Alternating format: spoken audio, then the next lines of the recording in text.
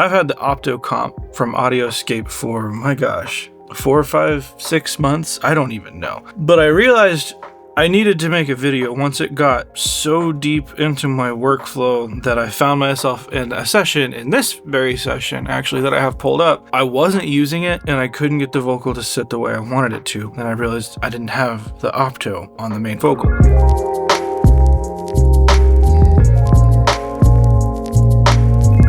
There's a lot of different ways to use a compressor like this. And the way I have found to use it may not be what's correct for you. However, this is how I found this unit to be highly useful to me. AudioScape's Opto comp is basically, think of it like an LA2A. It looks an awful lot like an LA2A, an old Teletronics LA2A. It can be a limiter, compressor. On the old devices, you had to physically turn a screw to decide how much of the high frequency would be given to the detector. In this case, we have a handy knob where we can turn up or down. I find that I've been using this mainly on vocals, so I have this high frequency pegged. I don't think it's actually pushing high frequencies into the compressor. The way it's worded in the manual is a little hard to understand. So the high frequency control, labeled HF, located on the front panel, allows you to focus the compression by increasingly filtering out low frequencies to the T4B when turned counterclockwise. Yes, okay, I'm thinking about this the right way. So right now, with this turned all the way up, I have the full spectrum of audio as I understand it. The way it's labeled makes it a little hard to wrap your head around what's happening. That's my only qualm here. I mean, it's basically like an internal sidechain where we're going to increasingly filter out low frequencies. So calling it high frequency, I think, is going to mess a few people up and just how they're thinking about it, because some of these compressors are famous for, like, if you push a lot of high end into them, they really open up. So if I see high frequency knob, I might think that's what's happening on the box, when really we're just filtering out low end. I'm going down a rabbit hole. What does this thing actually sound like? So now this is a session that I'm currently working on. I'll have to see if I get permission to share it.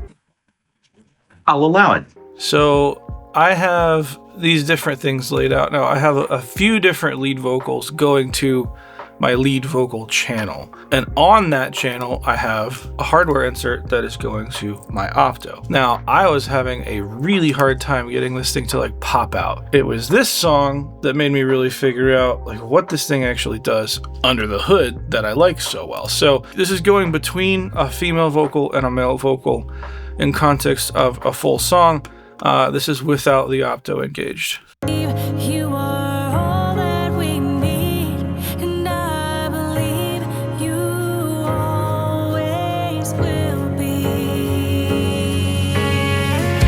And I believe you are working in me, and I believe you are. It's just sitting weird, and it's not like I don't have it compressed. I did not record these tracks. These were sent to me to mix, so there's a fair bit of like problem solving that comes along with this. Generally a well-recorded track, but I have a lot of different staging of little bits of compression happening, because any one stage I found brought out the room in a really weird way.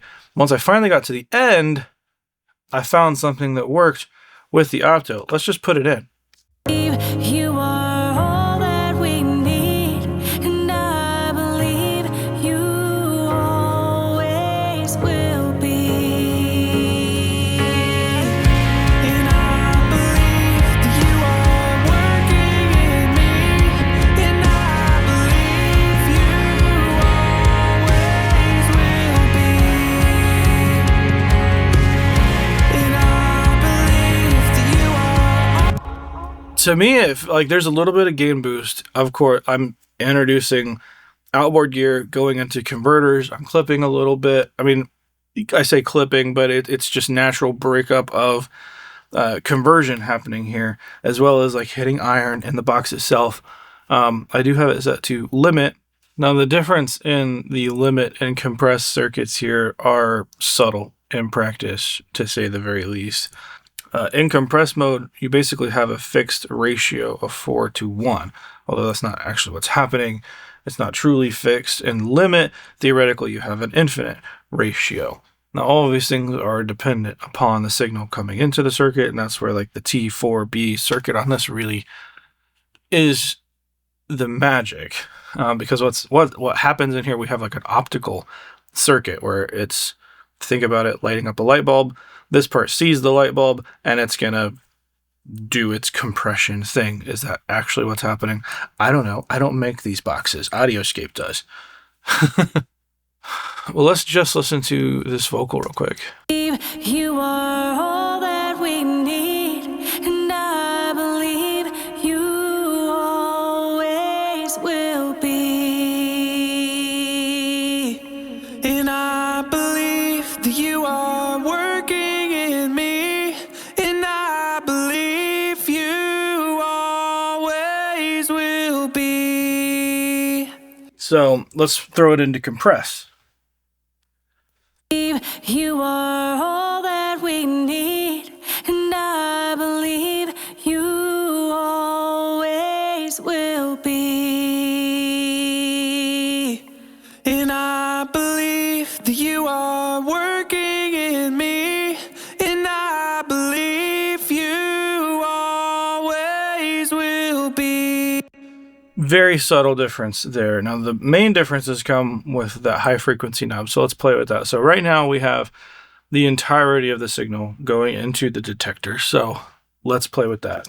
You are all that we need, and I believe you always will be.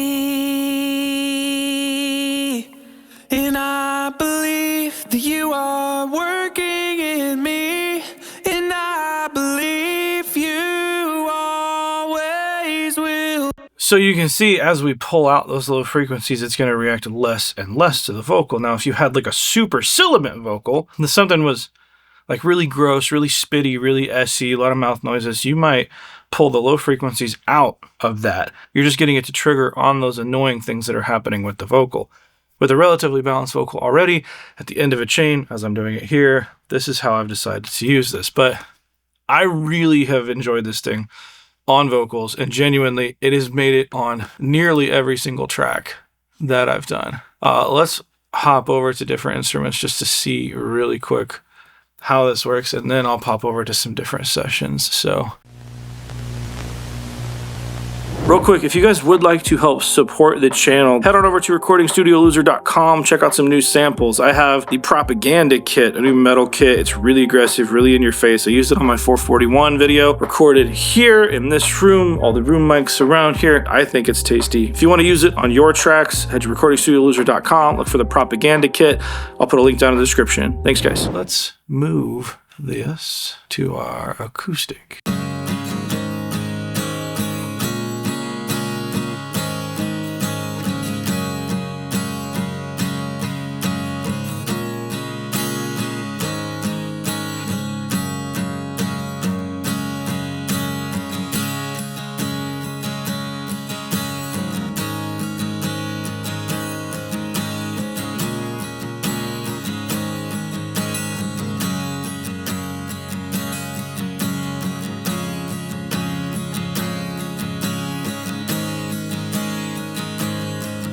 So you can see dialing it in here on an acoustic guitar.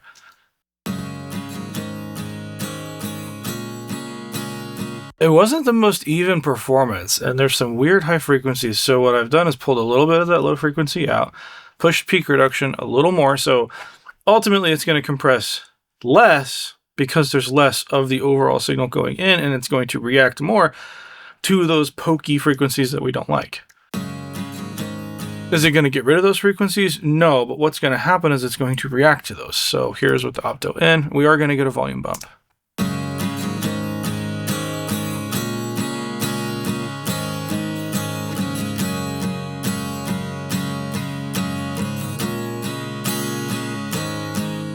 It evens things out. It evens things out in a really pleasing way. So let's go to bass. So it looks like this is a stereo channel. That's because I have like a little bit of chorusing,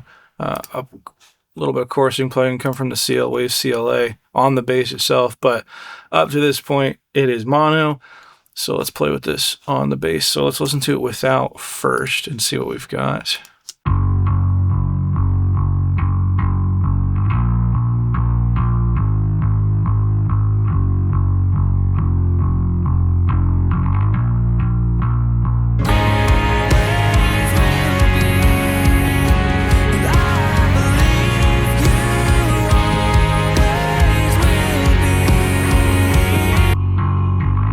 So let's add the opto into the bass. We're grabbing a whole lot right now. Pull a little bit more of those low frequencies out.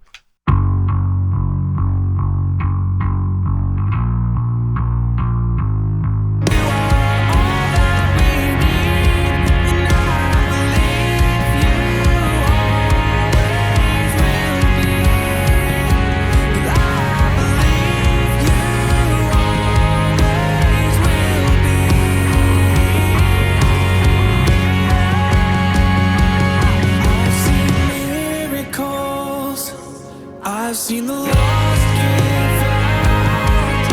You pulled me from the darkness, set my feet on solid ground, and I will testify that this life is not my own. It just pins it in such a good way that is hard to reproduce. Let me pop this back on the vocal real quick so we don't forget what we're doing. So let's go to the bass with a plugin. So the thing I really like with having the hardware unit is I can push it and push it and push it, and I'm hitting iron. That feels really good to me. Is this something you desperately need? Do you need outboard gear? No, I don't think so. This is very much a how do you work type of question. I mean, this is one of the most popular things on bass. This does not necessarily act like an LA2A.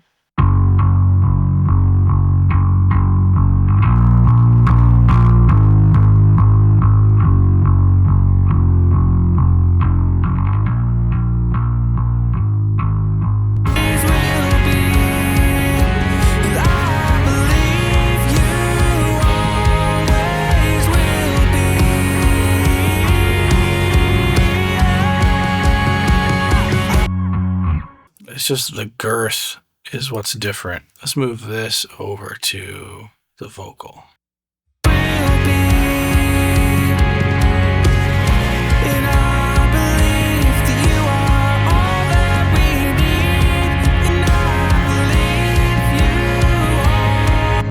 So what's interesting, set 1 to 1, they're not even close, but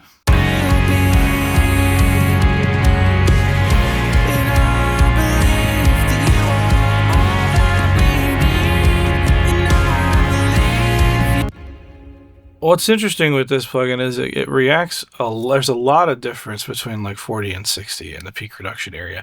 There's not a whole lot of give in the circuit, where this feels a little different there.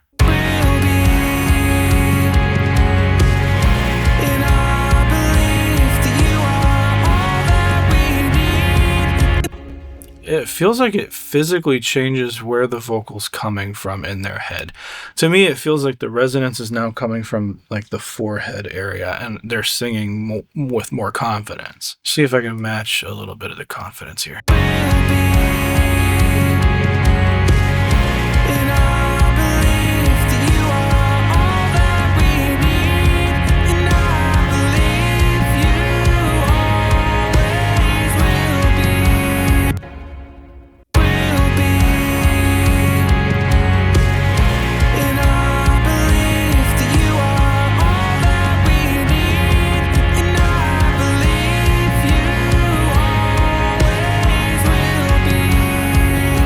Keep in mind, we're listening in context, and I feel like I hear a difference. I'm biased. This is my box. It's sitting right here. Let me know what you think, but let's listen to it raw here.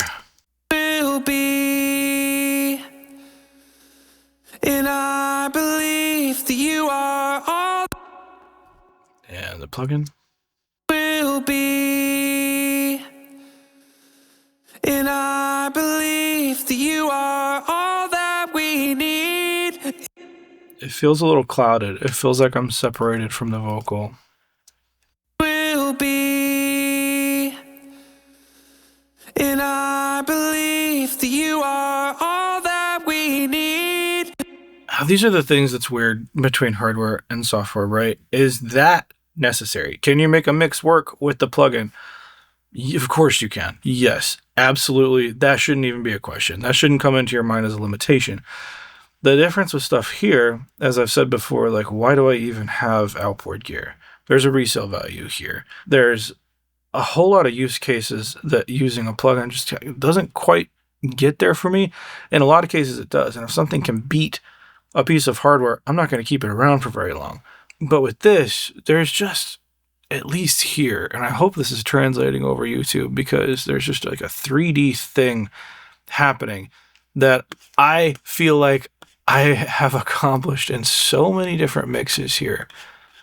Let's go to a different song real fast. I've got 9 minutes before I have to hop on a phone call. Same general idea. This is female vocal. I have the opto pretty much towards the end of the chain. This is very spacey, poppy. I've got it on the lead vocal, and this was an MA301 microphone. This was recorded here. MA301 Mojave. There's a video coming on this mic. It's just very special microphone. Let's take a look at this here on this vocal. Mother, and I miss myself. I miss all the ways that I had it figured out. I hate how the future now looks so sad. I feel like a loser when I see myself. I think I lost myself in an empty space. Filling my mind with things that made me fade. But I don't wanna know, I don't wanna know. The cool part here is like you can push this to extremes and it won't fall apart. Let's play with it. We can really see like saturation at the back end here. Don't wanna know, I don't wanna know, I don't wanna die out. But I don't wanna know, I don't wanna. That's 20 dB of gain reduction and 100% gain coming out. So I'm going to get color from the internal circuitry of the box, the converters that I'm hitting into, which happen to be burls. That doesn't really matter for you. But the breakup in this vocal, which can sound really dirty. Don't wanna know, I'm going to pull it out. There will be a discrepancy in gain. don't wanna know, I don't wanna know, I don't wanna. Very clean, very present. Don't wanna know, I don't wanna know, I don't. That grittiness, man. That's what's hard to achieve with a plugin. And it's really, really difficult to find one that does it really well. So in the mix, Don't wanna know, I don't wanna know, I don't wanna die out. But I don't wanna know, I don't wanna know, I don't wanna die out. Did you lose yourself in an empty space? Filled your mind with things that made you.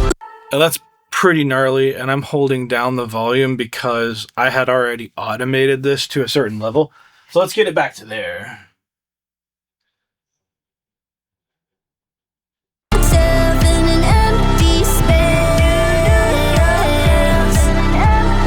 Filled your mind with things that made you fade.